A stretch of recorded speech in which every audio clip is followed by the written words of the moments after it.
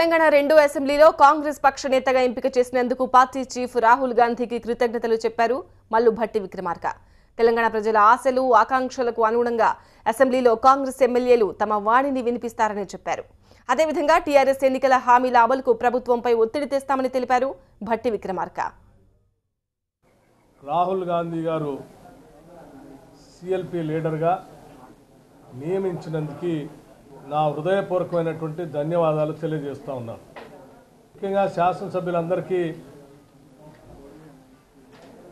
కృతజ్ఞతలు తెలియజేస్తూ ఉన్నాను. రాష్ట్ర నాయకత్వానికి వారి ఆలోచనల్ని పరిగణలో తీసుకొని శాసనసభ్యులు అందరం సమిష్టిగా కాంగ్రెస్ పార్టీ భావజాలాల్ని రాష్ట్ర ప్రజల ఆశల్ని వారి సమస్యల్ని ప్రతిపక్ష పార్టీ బాధ్యతగా శాసనసభలో ప్రజల గొంతుగా కాంగ్రెస్ శాసనసభాపక్షం నిలుస్తుందని ఈ సందర్భంగా ఈ రాష్ట్ర ప్రభుత్వం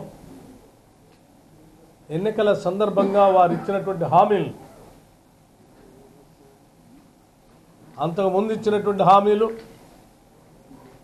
ఈ ఎన్నికల సందర్భంగా ఇచ్చినటువంటి హామీల్ని తూచా తప్పకుండా అమలు చేసే విధంగా ఈ రాష్ట్ర ప్రభుత్వం పైన నిర్మాణాత్మకమైనటువంటి ఒత్తిడిని తీసుకొని వచ్చి అమలు చేయటం కోసం